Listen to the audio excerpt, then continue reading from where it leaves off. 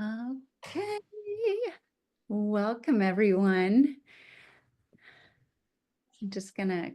I'm Susan Carnes Curtis, um, founder of Girl Attorney and the Girl Attorney community. Uh, the opportunity to facilitate women attorneys helping each other, encouraging each other, getting cases from one another. Et cetera, et cetera. As you guys know, you're a part of the community already. I just want to start by saying thank you for being here today. And also, of course, thank you for being a part of the community.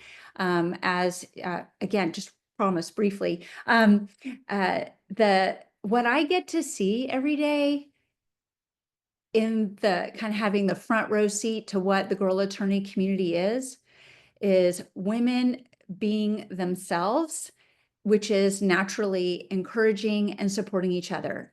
When I first encountered this space, I thought, what is going on here? This isn't what people say happens. And I realized that, there's this narrative we are told about the way women behave in the workplace. And I thought, I don't think all these women here in the space with all women are, just pushing down their inner natural bitch, right? Just to say it.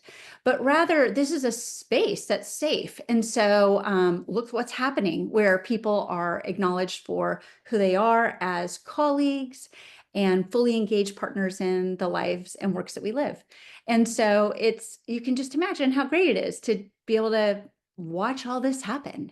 So thank you for being a part of the community because, it's not a personality driven space. Some of you might be like, oh, that's what she looks like. You don't know me at all. That is basically by design. It has nothing to do with a person, but rather facilitating community for one another. So thank you for being a part of that and making it the valuable space that it is. As a space that's doing such wonderful things with women, we have the great opportunity that partners sometimes come and say, we would like to share what we do with your community, right?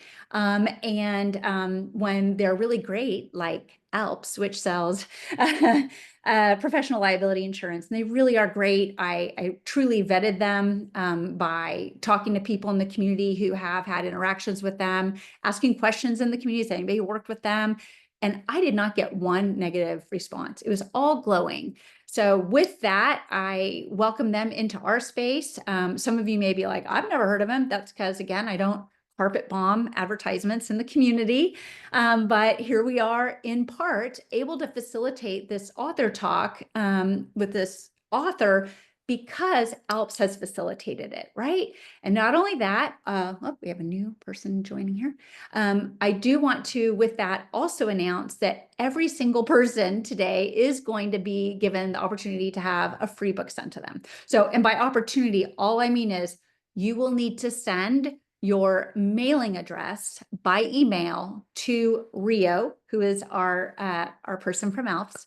And I'm going to tell you her email address right now. We'll provide it again a little bit later. But the email address, and by the way, it doesn't get you added on their email list. It's not like a sneaky attempt to snag you in, but you may want to opt in. But for now, please just, if you would like a free book, her email address is R for Rio, Lane, LAIN as in Nancy E, at alpsinsurance.com. And that's ALP as in Paul, S as in Sam.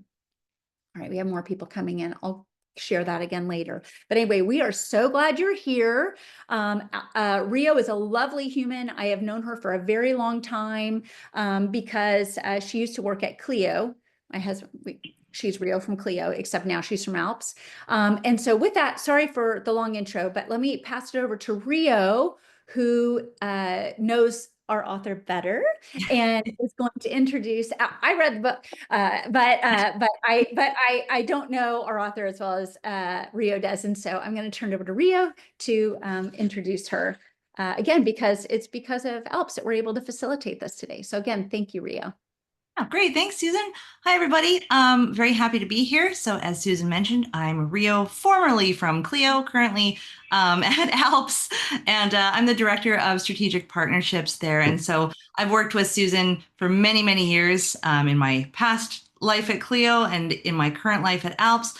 And I've also worked with our fabulous author, Katy, for many years as well in my past life at Clio. She and I kind of crossed paths when I believe it was during the pandemic. We were doing this every week. We were doing a webinar and we had all these incredible industry experts on, and she was one of them. And we had such a great conversation, and she's had such a wealth of information and knowledge, but also is just so like down to earth and fantastic. So it was a really kind of great serendipitous thing that I was able to connect you two and connect all of us so that we could, do an author talk and hear from you, Katy, and see, learn from each other and learn how to be better and really step into our own as women trying to navigate this big old crazy world. So I think with that, Katy, I'll turn it over to you and yeah, tell us all the things. Well, fabulous. Thank you Let's for talk having about oh, somebody. Okay, Susan, I think there we go. Yeah. All right. Well, thank you all for joining me. And Susan and Rio, I'm sometimes just speechless by the kindness of people when they introduce me. So let me take a minute and take in all the acknowledgement and really appreciate you all for showing up. It is the day after Juneteenth, so we weren't sure. But thank you for doing this for yourself, truly, at the end of the day, I say, and prioritizing yourself because you're important and you matter. And this just makes your life better. And if I sound arrogant, I say that with all humility because every little bit that you add to your wisdom and to your knowledge must do that, right? Because I hope that's your intention for today. I have gotten to know Susan a little bit over time, and I just admire the way she practices and she runs Girl Attorney with true heart and because she cares about us. I was thinking about this morning. I wish when I had graduated in law school way back when, 1997, and mind you, I am proud of my age. I have no trouble with how old I am. I'm 53. I say that proudly. There was just no resource like this. There was really, I mean, I wasn't born in the Stone Ages, but the internet wasn't this fabulous then. Um, so I just never had any of these tools, and I wish we did. Our lives might have been a lot easier as women attorneys back then. And Rio and Chris over at ALPS, everything Susan said, and times 100, truly good people out with a good mission to support and to make sure there's well-being in the workplace, which is what I worked a lot with Chris when I was at the ABA chairing the entire ABA Law Practice Division. I want to turn it over to Susan to see how she wants me to start. Susan, how would you like for us to proceed? Yes, well, actually, I think what I would love to see first is if you will just introduce yourself a little bit more, and I'd like you to otherwise tell us what's the synopsis of the book. And that's hard to do, but I think just starting with an overview would be helpful. I've read the book. I am going to assume that others in the webinar have not, but so it'd be helpful to get an overview of where you're coming from and what the purpose is.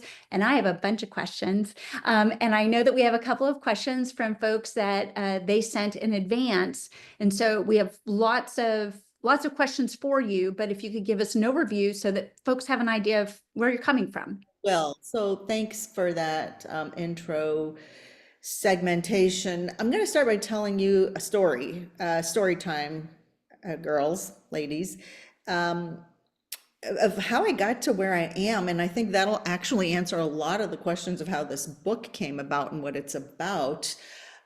So I'm an immigrant. I'm originally from Iran. Yes, once again, Iran is in the news. One day we hope it's for good reasons instead of bad reasons, but you know, we all hold out hope.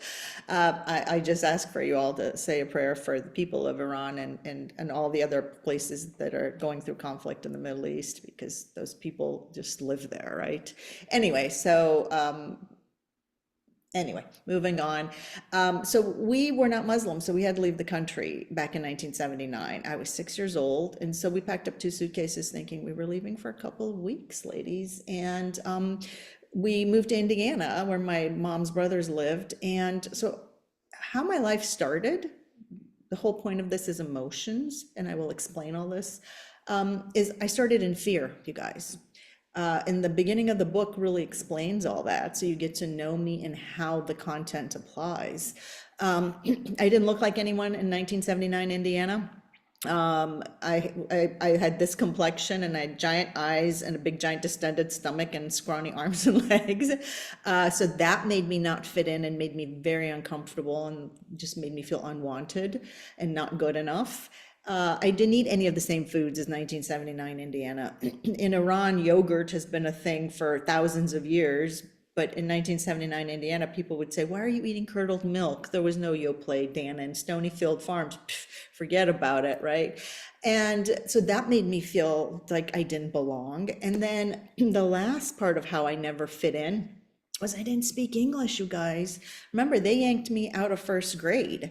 And so after a couple of months, my mom and my sister were like, well, you got to go to school. It doesn't look like we're going back. And I remember, I vividly explained it in the book. I was like, I don't speak English. You can't just drop me into first grade. They sure did. And I just, it was so uncomfortable. I didn't fit in. I didn't feel good about myself. I was terrified. Fear was my main emotion. So now fast forward to October of 2021, and I get diagnosed with breast cancer. And again, I start out in fear, but at this point in my life, I was like, there's a reason this is happening. So I spent 3 weeks of my life when I was diagnosed with breast cancer, because it doesn't run in my family, angry, a victim, or sad and crying. Those were my two alternating emotions. And my husband left me alone, and would check in on me every once in a while to see whether I was angry or sad. And then I remember after about 3 weeks, I went to bed one night and I woke up in the morning, put my feet on the side of the bed. And instead of anger or fear, I was very clear. And I had a plan for my care and for what I was going to do with my life after breast cancer. And I showed up self-confident. Now, what got me there to those emotions was what happened in between, which is the whole point of this process. I decided I wanted to be a securities lawyer. I put myself through undergrad and law school, and being a lawyer was it, because that's how I was going to save the world. But you guys, I really did it because I wanted to make sure I was loved and my parents were proud of me as an immigrant, and because I was looking for my self-confidence as a woman. Okay, so I had some brilliant jobs. I was a federal lobbyist on the Hill in DC. That didn't bring me my self-confidence, even though I was really in the muckety muck of it all. After that, I went to the Securities and Exchange Commission. Didn't get my self-confidence from there. And then after that, I went to a major law firm, switched hats, and my clients were always the big boys: Fidelity, Franklin Templeton. It was always me and a bunch of men twice my age, and I was wining and dining them. And it was there that I started to give advice to other lawyers. This coaching world opened up. People would say, how'd you get that client? How'd you get the partner in charge to give you that client? And I would say, I don't have time for this. I'll take you to lunch. I'll feed you. I'll tell you what I'm doing. Do it. If it doesn't work, I'll take you back to lunch and we'll work on it again. And then I went in-house. And when I landed in-house in Southern California, huge in-house department. I was counsel for both mutual funds, reported to the VP, who reported directly to the CEO and to the board. So I was always in that realm. It was a very toxic work environment, and I burnt out because I couldn't fix it the way I do now, right? But there I was also giving advice. And so I quit my job because my gastroenterologist said that the stress of this job is going to kill you.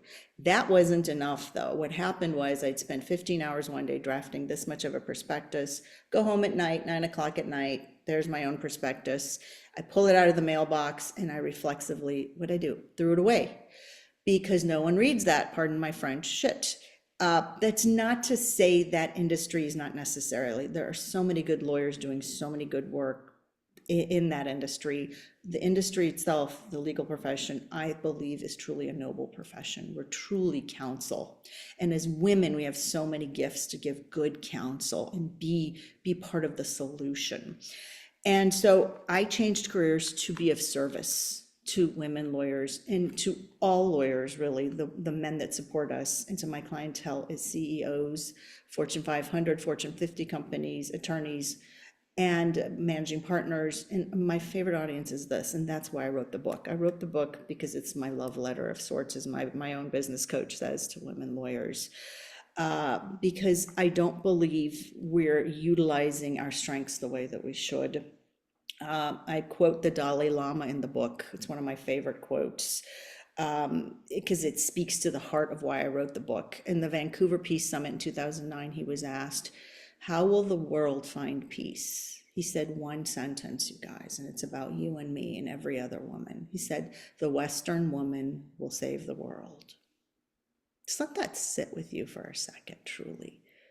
That the educated Western woman will save the world, can save the world. That's not to put a burden on you. My goal is to reduce your stress and boost your self-confidence. That's, by the way, part of my formal research around stress and self-confidence. There's a direct inverse correlation between them. But that's there to inspire you to know your part matters. And you're not just a woman doing something. I was at a spin class yesterday, and before spin, we were all standing outside, and one of the women said, oh, I'm just a mom. And I just looked up at her. I have no idea who she was. I said, please don't say that. You're not just a mom. How can you possibly say that? And she goes, I just don't do anything else anymore. And I said, you're raising your children. That's very important. Whatever it is, like, we've got to own that stuff. So the premise of the book is that you have a certain strength and you have a certain collateral to you called your brand. And the way you unlock it and utilize it is through your emotional resonance, okay? And resonance, as it says in the back of the book, this is scientific. It's Einstein's theories, it's quantum physics. It's the way energy moves and connects throughout the world. And we are all energy. We all vibrate at a certain frequency. Science, not woo-woo, okay? I'm very pragmatic. So the point is, how do you use your emotional resonance to tap into your natural talents and your brand so that you naturally attract things to you? And to summarize what Susan asked me to speak on, there's the cover of the book, and this is what you will all be getting. If I could advance it, here we go. This is what's so important. Is this the second slide? Where did my second slide go? Yeah, it is. Sorry. This is one of my favorite quotes that I cite because it's so concise. When you elicit, master, and activate your emotional resonance, connecting with anyone is easier, more natural, and effective. You just show up and people are attracted to you. As a result, networking is easier, but being who you are is easier, and flourishing is easier. And I believe we're not tapping into our female intuition, this gift that we have. We've been told that we're not good enough as women and we shouldn't speak unless we're spoken to. And that's by all sorts of formal institutions in our world. I'm not poo-pooing them. I'm just saying you have a lot of capacity that you're not tapping into in the practice of law and in your world. You're not just a mom, just a lawyer, just a woman. The external world is only going to reflect what you believe about yourself. That's emotional resonance. And also that emotions are just information. It's data that's being passed to you, and you get to create that. Emily Dickinson said it really well. She said, I'm out with lanterns looking for myself. Well, don't be out there with lanterns looking for yourself. You are whole, resilient, sound, capable. All of my clients are. And this is very important for you to understand that emotions aren't a bad thing. It's about you being able to tap into what's natural and easy for you and to get you where you want to be. So adding more meat to that question that Susan asked, here's the points from the book that's really relevant. Being clear and in harmony when you feel your emotions means you've successfully answered the call of who am I. Here's the deal though, we're afraid to feel our emotions because it's painful. So, but you're all, brave people, you showed up. Discomfort is the key to growth. And if you tell me you don't want to grow, that's cool, I'm good with that. But all my clients are successful, they show up because they're not fulfilled and they all want to grow. And for that, I applaud you all because I know that must be why you're here. So once you do consistently feel your emotions, you're putting these answers out to your audience verbally and non-verbally. And that's how people say, how come you have this successful practice and I don't? Well, because they're doing this, right? Naturally at some level. But I know it's natural for you. I just want you to do it and see results so you can sleep better at night, have a simpler life, maybe if that's what you want, and have everything that you desire, including a successful business. So emotional resonance comes from others trusting you. That's when you know it's working. And trust comes when they feel safe with you, and they feel safe with you when you're consistent for them. They know what to expect. But you're a commodity. You're known to them because you know yourself and you're willing to go there. You're not out there, as Emily Dickinson said, looking for yourself out there, because what's going to get reflected back to you, likely these days, some version of no, because you're a woman. And look, this is not anti-men at all. 50% of my clientele are the men, right? But I've seen this work with many clients that as women don't feel it, but the men want to support us. I promise you they do. So by no Patty? means am I bashing that. Yes. Hey, so I have a question for you, as to the gender issue. And of course, your focus is on women attorneys, or women professionals.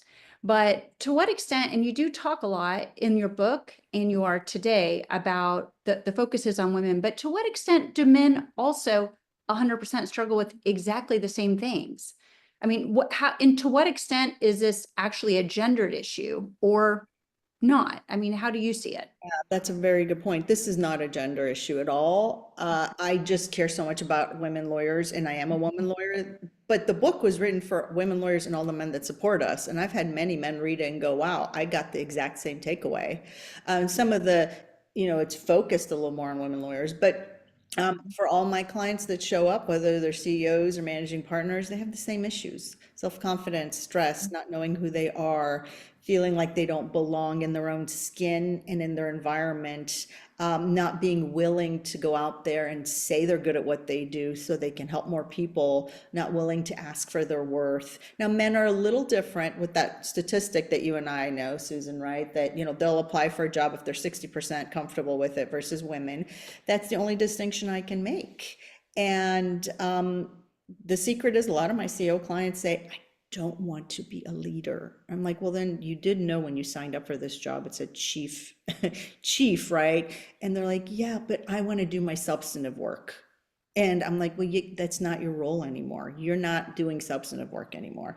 So a lot of our work with both genders is about leadership. And you don't have to have a formal role, but I have a client who's a general counsel, and I told her the other day, because she's not sure she wants to be general counsel anymore, but she wants the same salary, right? And fair, why not? Anything's possible. I said, okay, go run that legal meeting with the tools that we talked about, with the questions that we worked on together. And while you're running it, I want you to think of two things. One, whether you're effective in that role, but two, whether you like being in that role. She shot me an email right after her meeting. She said, I was super effective, great legal meeting, inspirational, rah, rah, plus substantive. She said, I don't like being a leader. I just didn't like it at all. And I'd never stopped to look at all these meetings, how it works. So it's not about gender. It applies to everyone because we're human. It's about the humanity of us. And actually, let me see if anybody's got, guys, if you have any questions, just say something in the chat and I can call on you if you want to ask her the question directly, or you can type the question out and we'll bring it to her attention. Okay, on this issue, on what you're talking about, change, right? There's a quote from your book where you say, as you go through the steps of this book, evolve and grow, you should keep asking yourself, who am I? Your answer should change if you are growing and changing as a result. And I have a question for you about that. So, does the answer change because the person, their true self, is changing? Or is it that the answer changes because of their perspective changing? Beautiful question. Well said. I believe there's identity and there's roles. Your identity, my identity, is set the moment we're born. We're perfect, whole, sound, divine beings. I don't even care about religion or anything. And by the way, I define spirituality in the book as just having a broader perspective on life so you can see more options and be more creative and use your right creative brain. So, And I just want to stop to give you some kudos in that.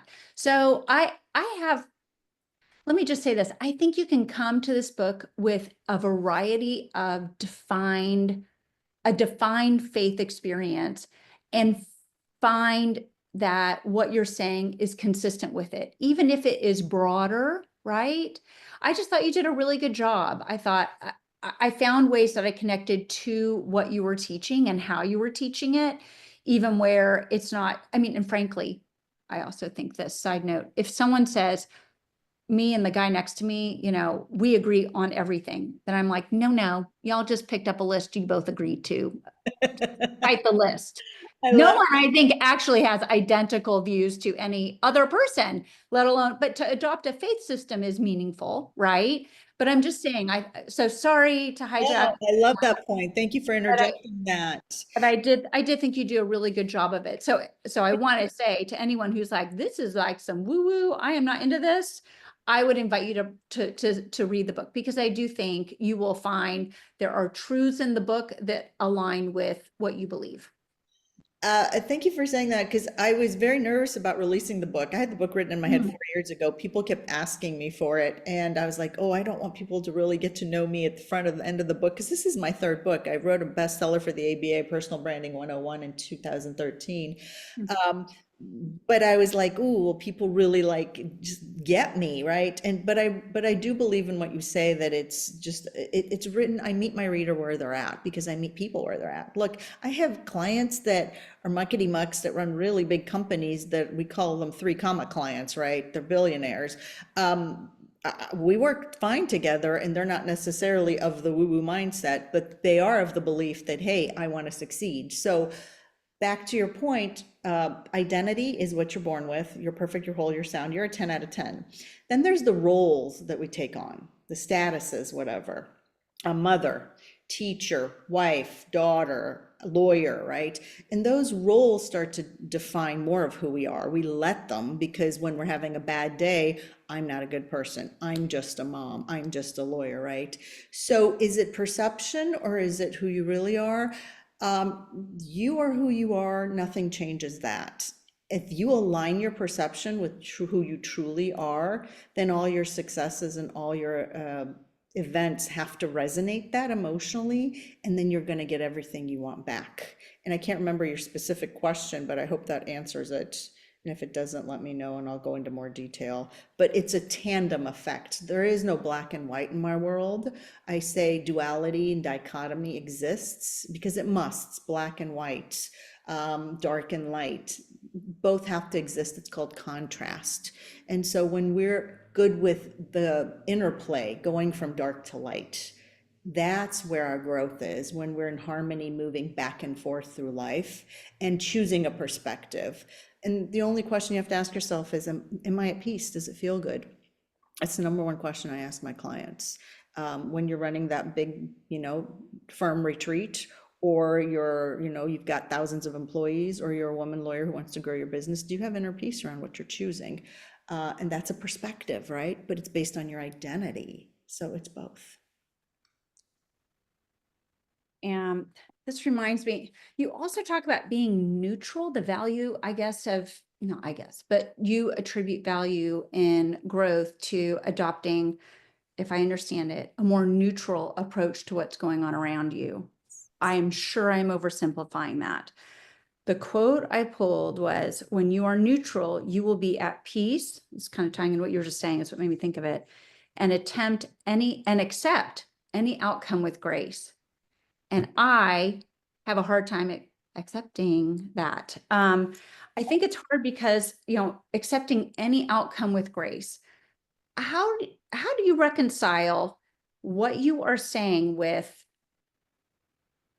gross injustices happening around us, some of which would require a response, and with which an emotion that is not neutral is the one to move you forward to help make a difference. So Yeah. I'm seeing friction here, and I believe that this other thing that feels like it's butting up against what you're saying, I know that's not what you're saying. I know you're not saying don't have emotions and just be neutral about all the bad things happening. But as I read it, I'm like, what do you mean? How do you do that? And again, whether it's in the world or in a workplace, and I'll have a follow-up question from someone about a workplace issue. But whether it, I think I've said too much. I've said more than I need to. No, I you're think I fine. understand the question. It's an excellent point, and I'm glad you raise it. So neutrality is not about not having a belief system and emotions around it. It's the fact that the best thing to do is to acknowledge the emotion and then let it go, even the highs, because what we find is very true, and I've seen this work with many of my clients, where the highs and the lows hijack you. Even the highs hijack you. So when you're neutral, it means that you're not saying, I don't have an opinion. You're not saying, I'm okay with that. Being neutral allows you to think clearly, make good decisions. All the things we test for in the EQI assessment, problem solving is much more pragmatic, and you get better results when you're neutral. You're more aligned with seeing a broader perspective, that spirituality, when you're neutral, because you can weigh both sides, you can see their sides. It's kind of like when I talk about forgiveness in the book. I'm not saying you're condoning anything, and I'm not saying you're going to have that belief and you're going to forget when you forgive. It just means you're neutral and you have that inner peace. Look, I talk about having life be easy and controlling and feeling being worthy. This is an example of it. There's no struggle in receiving, only in resisting and controlling outcomes. When we're not neutral, we're trying to control the outcomes. So when we allow life to be more fluid. So I'm not going to go down the political road. I'll go down my road of physical health, because breast cancer is an issue in our community. When I was diagnosed, I was mad. I was angry. You can align that with political, whatever was going on in the world right now. Injustice, unfairness. Why did I get breast cancer and all these other women didn't, right? And what got me back to that place of being able to make good decisions and come out of it really like a winner out of that process was going, what is my lesson to be learned here? How can I take this and learn my lesson? I couldn't get there mentally until I got neutral and thought, breast cancer is not the enemy. It is a signal. And we talk about that in the book. Your body's telling you what emotions you've experienced, the negative ones that have left something with you. And how can I take this and be in control of my life, not fighting against reality, but shaping it from within? Your inner world shapes your external. If I'd gone around as a victim of breast cancer, God knows what treatment options I would have picked, or God knows how I would have felt. The stress of the body perpetuates illness. That's just medicine, right? So don't place the power outside of you. Staying neutral allows you to keep the power inside of you. Okay, that I can see kind of better what you're saying in that. One of the questions that we had before this started was how, I'm gonna turn my gaze over here to where I have it up on my other screen. How do you handle being in a small firm where people vent, i.e. complain about each other, but never actually give feedback? I think that's a good example of something that is uncomfortable, and you have to live with it. But how would you propose somebody respond to that in a way that's healthy? It's a very good question. So they're venting but not giving useful feedback. Look, I believe firmly that we cannot change others. We run into this daily with my work with clients. I find that people want to change others, especially when you're at the top, right? Managing partner CEOs, but all women lawyers say this to me, like, why won't this person just stop doing that? And I'm like, how's that working out for you trying to change that person, right? It's not. It sucks out your energy. There's a lot of time I devote in the book to energy and this notion of how we manage our energy. We're not very good in the West at completion energy, which is the way you end things allows you to have reserves so you can move on to the next thing. So when you put all your focus on what those people are doing that's not helpful, you're not helping the situation any. You're just adding more fire to it because your emotional resonance is now low. Think about what emotion you have when you're thinking that. When you wrote that very wise and solid question. I'm not disputing the question for being valuable. I'm saying, what were the emotions when you wrote that question? If you're here, I'd love for you to put it in the chat box. If you're not, we can just guess, like frustration, anger, resentment, right? Fear at some level, sadness, like, why are people doing this at work? Why can't we all just get along, right? As women, we want that harmony for the world. That's what makes us really good leaders. So here's the solution I have found. Don't look out there and try to fix them. You show up as the role model. And as women, that's what I think the Dalai Lama said. The Western woman is wise. She's educated. She has skills, natural talents of seeing the big picture, of projecting out and being able to drive results, of being really good at harmonizing different opinions. You just need to show up and non-verbally represent that, mentor people without having to say a whole lot. There is so much power and grace in being a quiet leader. And if you're like, I don't want to be the leader, I'm just an attorney here, that's fine. People lead all the time without having a formal title. But if you don't like what you see, so next time somebody says something and it's not useful, don't be catty and say something back, or don't just stay silent. A lot of what I talk about in the book is about us having no voice because we don't allow ourselves to have a voice. I lived that. A lot of my clients have lived that, and we work through that so that they don't have that. You just say, you know what, I don't find that perspective useful, or I don't see it that way, but I appreciate that that's your perspective. I respect that. I admire that. And if they ask you your perspective, you can share it. If not, then you just get up with grace and walk out. Boundaries are meant to be, this is not me saying collapse your boundaries. This is me just saying, don't get sucked into it and don't let their negative emotional resonance. So look, they're vibrating down here. It's science in the quantum field. Einstein talked about this in physics. They're vibrating down here. You're vibrating up here. Stay up here, say your piece, have your boundary, and see if that brings them up. If it doesn't, just walk away, okay? And stay neutral. So it ties in both concepts. It's a very good question. And I have a lot more to say about that, but in the interest of time, I'll stop it there. I hope that was useful. I'm sure it was. The other question is going to require kind of just a complete shift, but it was a question that came in advance, and I want to make sure we address it because they took the time to write it. And I think it's relevant to what you're talking about today. It's really where you started. And that is, what helped you overcome your fear when pausing your legal career to, and she says, find yourself? Yeah, that's a very good question.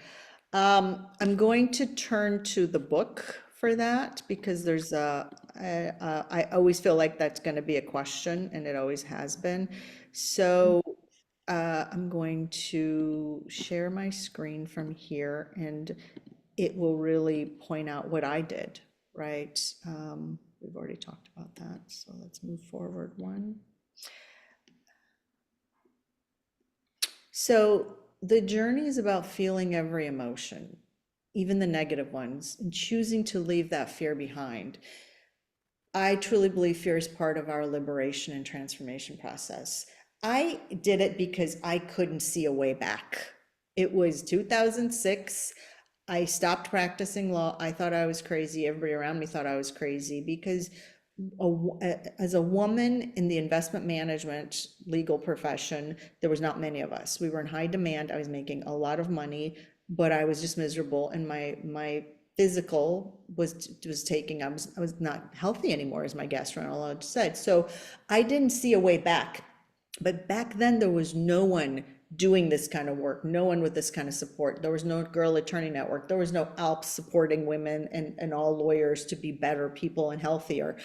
I just couldn't see a way out. I thought I was crazy. Everyone else thought I was crazy. I just knew, though, I trusted my intuition. I went deep inside and I sat there and I thought, I'm just going to listen to what my heart says, right? We're trained as lawyers to listen to our left linear analytical brain. That's what makes us good lawyers. What we're missing is the right creative brain. So my goal is to have you, through the book and my coaching with my clients, tap into your right creative brain. That part of you, the women's intuition, is so strong. If we just stop and listen to it for a minute, it's talking to us. It's saying, hey, Katy, you're done with this. Let it go. Go back to your true identity as a human being and how you can be of service to other lawyers, to other professionals, right? So fears are natural, but fears, as I say here, comes from the baggage in our lives, from our past experiences and our trauma.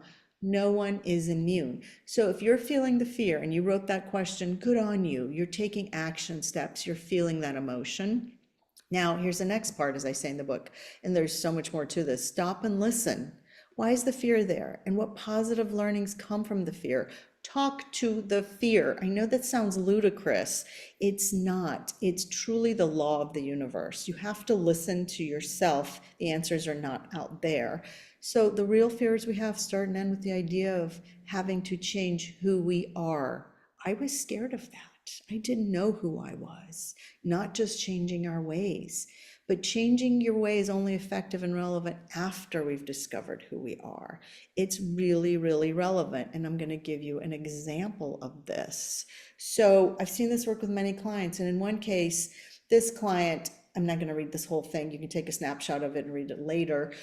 But here she says, woman solo practitioner in the Midwest, making a lot of money in her practice with one paralegal and one assistant. But she found me during the pandemic. She was referred to me by another lawyer. I was at a crossroads and maybe at a breaking point. Fear, right? I was exhausted, bewildered. My bandwidth was stretched so tight I thought I was going to snap. I was petrified. Fear, right? Because I wasn't sure I could afford to commit to a coach, right? What if I spent this money during the pandemic and there's no return? Thank God I did it, right?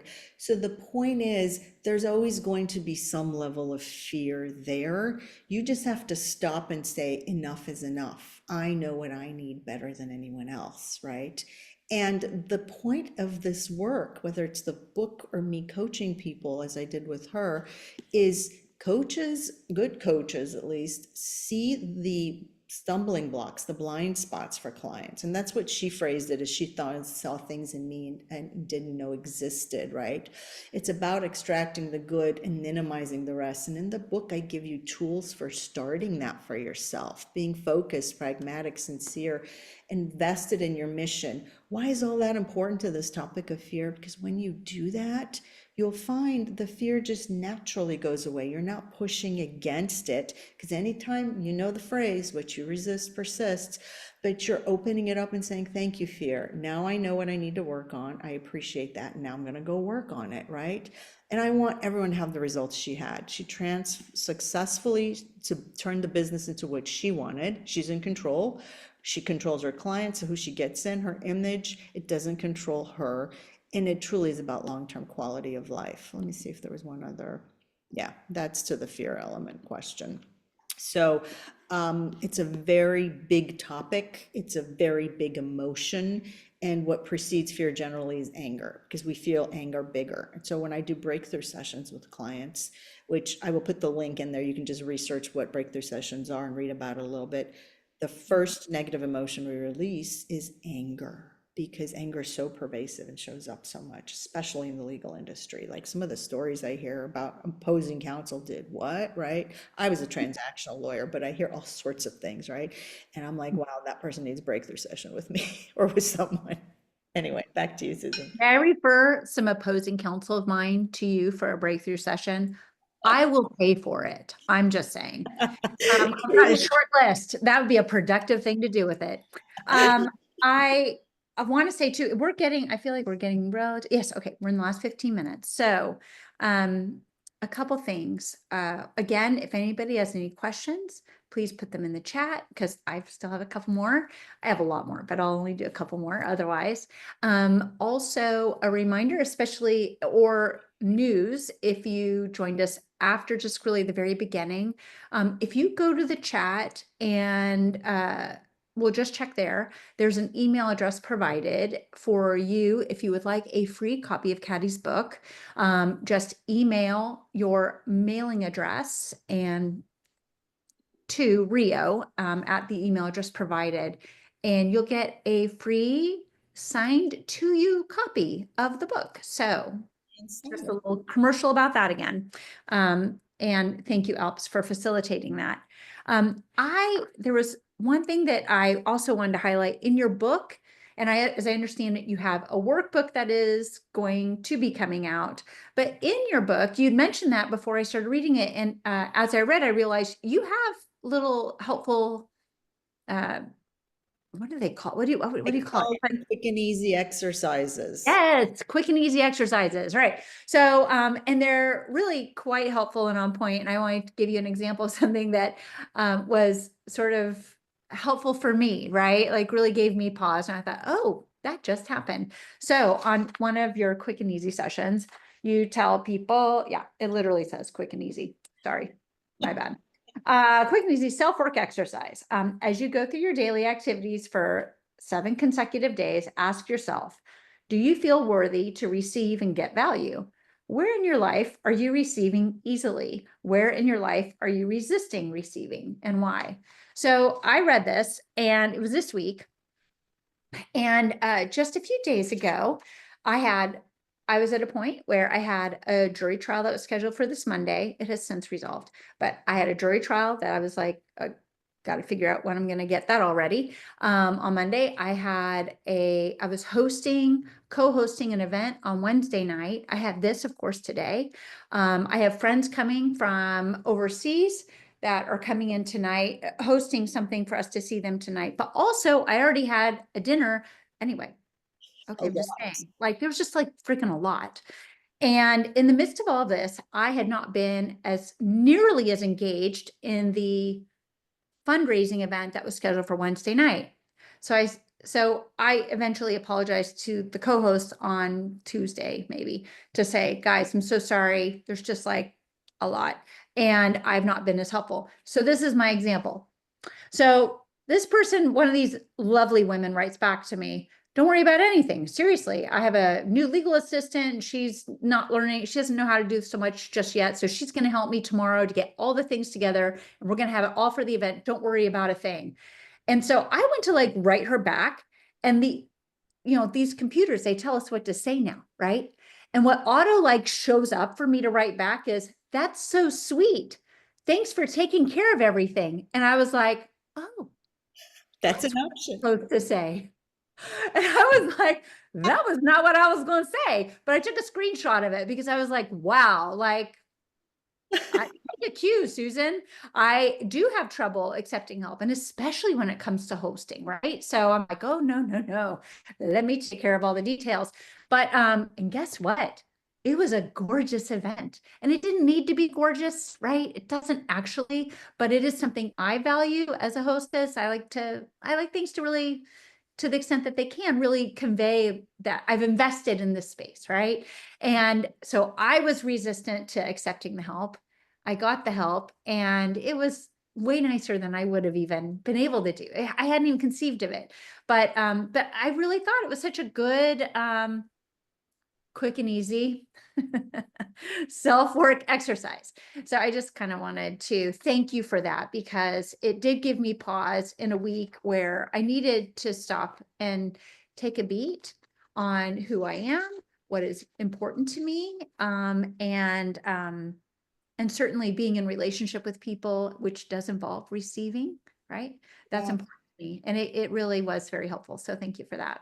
So if I can take that and use it to tie 2 topics together that I talk about, well, many, frankly, letting things go, letting go of control and feeling worthy of whatever it is, and letting people support you actually pulls in tons of topics that I talk about: external support and internal support. You have all the answers right here, intuition, but let people out there support you. Generally, what happens when I work with my clients, whether they're running the show or they're an employee or they're solos, like women running law firms, they're like, I might be the first person they've ever encountered where they're like, I need support. Can you help me? Right. Or picking up the book is the first where they're like, I'm not perfect. Law school sets us up to think we have to be perfect. The world sets us up like we have to look like Barbie. We have to like have everything perfect. And that doesn't allow us to receive. Right. And so here, this quote becomes really relevant. You tied it in very nicely. Thank you. Is your perception hard versus easy in your life? That's about your self-worth and about that need to be perfect. And whether you see yourself as worthy of letting those people take care of the event like Susan did. Do you feel worthy of a coach? Do you feel worthy of an easy life? Do you feel worthy of having a practice that's thriving? And that's about the baggage. That's what the breakthrough sessions relieve, right? And so a tremendous part of this, as I quote in the book, is allowing and accepting a bigger picture plan for yourself. Letting go of that control, surrendering to the internal intuition in life, and call it whatever you want to call it. But you know, it doesn't have to be so hard. And this pulls in the notion of desires, you guys. What do you want? If you don't know what you want, there's no way of allowing it. If Susan hadn't had self-awareness, because she'd read that part of the book and really said, this is what I desire, this is what I want, then how would she have ever allowed other people to support her? So a fundamental part of the book is about desires. And so here's a case where it worked for one of my clients. She came to me and she was running a decent sized practice. And she said, you know, I don't know what I want anymore. And I cannot do all this by myself. She had some support, but you know, she wasn't letting people support her. And she had a chip on her shoulder about men because of the way she was raised. So there was no way any man could support her. Her team was all women, and that was okay too. But she was not sure of what she desired. So if the desires are really at the heart of this, then think of this. The thoughts become the soil where you take those desires, which are your seeds, and you plant them. So you need to start thinking about, what do I really desire? And that's where I got her going. Like, what do you really want? Change your thoughts, think differently. That's the soil. And then the emotions then become the water to that soil where the seeds of desire are planted, right? I do sound a little poetic, but that's okay. We can go there, right? And so emotions are just information and data that allow you to see what desires you have, and it doesn't have to be a real struggle. So when we did this work with her, here's the results she got, right? She transformed that business, right? She was able to resonate herself. And she says, I resonate with other women, but she started resonating. And so here's another woman lawyer. The business is hers. It's not about a job or a title because she knows what she desires, right? Your identity and desires can get lost in hats, is what another client, she was in academia actually. She was very high up in academia, right? Wearing a lot of hats, you feel like you don't have a desire. I'm a mom, I don't have a right to have desires, right? But that's not fair, that's not accurate. That doesn't allow you to then feel the emotions that get you what you want. And maybe that's, to Susan's point, just saying, hey, thanks for doing that. I'm doing my best, right? So these all become very important premises, I guess is what I'm trying to say. Let's see what's after that. Are we at a time for next steps, Susan, or? I think so, particularly because, and I'm sure others do too, but you had expressed before we got started, you have a hard stop. So you've got about 7 minutes left. I think it'd be a good time for you to do that. Well, Rio, what would you like to say? Mhm. No, okay. No, nothing. Ask if there's any other questions that came as a result of this conversation, if something just didn't make sense for someone. I really honor that because most of us women won't speak up, like won't interrupt the speaker and go, hey, I don't like what you said, or I don't get what you said. This is a safe space where we can practice that. And frankly, men don't do that either, honestly. But we as women are particularly, I can't tell you how many times I have women clients go, I sat in that meeting and I just wanted to say it, and then somebody else said it, and I was like, ooh, but I hear men saying it too, but probably women say it twice as much as men. So if there's any questions, put it in the chat box, just ask, please. And I hope you're present to this because that's really where your power lies, of just being here now and listening to this material.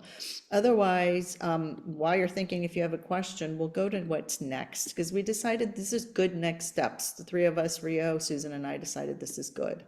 Next steps. Oops, that's backwards. Why is it going that way?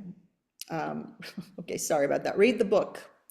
Get the workbook. The workbook is going to come out in the fall of 2025, as well as the audiobook. So if you're an audiobook person, my apologies. I have to fly to Vermont to create the audiobook in a studio. That will happen later. I'm doing the best I can, right? With the limited amount of time and running a business and seeing clients. But get the book thanks to thanks to Rio and ALPS. The book is yours. Ask me any questions you have after the book. Get the workbook. Join my free monthly newsletter list. I will not add you because I have integrity. I don't like adding people when they don't want it, and it's no use. So if you want, drop it in the chat box if that's easier for you, or go to Katy@puristconsulting.com, drop me a note, or text me 949-274-6423, whatever gets easiest results for you, or you can go here and actually sign up for my newsletter. Free content, blogs, videos, my YouTube channel, everything is there for you. Or here's a step that's really useful. Take the EQI assessment. The EQI assessment allows you to actually know where your baseline is and what's working, okay? So not everyone can give you the EQI assessment. I'm certified in it. So it's about decision making. How's your problem solving? How's your communication? Team building, hiring and firing, self-regard, self-confidence, and how you emote. So we do this for all our clients, and it gives them a great baseline. So the assessment, you take the assessment, you get the full report, like it's a full report with action steps. But the report doesn't make sense until I sit down and go through it with you and put it in perspective for you, read your tea leaves, right? And then I'll give you a 90-minute coaching session for that. And so generally that's $1,500 when people walk off the streets. We decided my gifts for ALPS sponsoring this, and Girl Attorney and Susan for being the gracious host, is $975. So if you want that, if you want to talk about it even, drop me a note, Katy@puristconsulting.com. While you're at it, you can actually opt into my e-newsletter. That's a great tool. But if you want to know about breakthrough sessions, I'll drop in the link for breakthrough sessions here, so you can just learn about the idea of letting go of those negative emotions in a safe space, because it fast tracks you. It's an 8-hour process over 2 days. People flying from all over the world to do that, and it fast tracks you because I'm certified as a master practitioner in neurolinguistics programming. So I will stop sharing and turn it back over to Susan. Let's see, somebody put something in there. Oh, there she is. That's Susan. Yeah. Be reminding everybody, I thought, oh, maybe I'll just add the same message Rio sent earlier, but add it so in case it pops up, you guys could click in and see again the email address to send your mailing address to for a free personally signed copy of. Make it out to you. Yep. Info. It's really a great opportunity. I'm actually gonna let Rio close this up because he is our host that made it happen. But I do want to thank you again, and for being willing to come, Katy, and share about your book, share about your experiences. I just found them all really compelling, and I really appreciate you and the contribution you make to the community that you serve, which is, us. So thank you. Susan, Rio, you wrap this up for us. Happy to. And also, sorry, my camera's off the whole time. Wi-Fi has been a struggle. So here we are. But I really, really enjoyed this conversation. It was really fantastic to have you both together, and especially Susan, to hear you kind of ask questions based on, like, you've read the book. And so to kind of ask questions that really help apply those concepts to life and to exploring them and understanding them better is really, really a pleasure. So I'm so very happy that we were able to bring you two together and to have this conversation. And thank you so much, everybody, for joining us on this lovely Friday afternoon. And hope you guys all have a great weekend. And don't forget, if you would like a free copy of the book, if you would like to take Katy up on her offer for any kind of consulting, anything like that, please feel free. We are here for you and to support you. And I hope you all have a wonderful, wonderful day. Thank you all. Appreciate you all. Gosh, thanks. Sorry. Just there's so many really sweet responses. It's so awesome. Yes. So I just am not ready. I'm just like trying to love everybody's response. I turn this off. Okay, but again, thank you, everyone. And we'll send a follow-up email. It'll come from Girl Attorney with links to connect you with the information that we shared during the talk as well. Yeah. Oh, and sorry, I'll just quickly mention, if you email for your copy of the book, you're not going to be added to the ALPS newsletter or anything like that. It's just for the book. So hope you guys have a great day. Great. Thanks, everyone. Have a great day. And if you're from Indiana, I'm sorry, because go Thunder.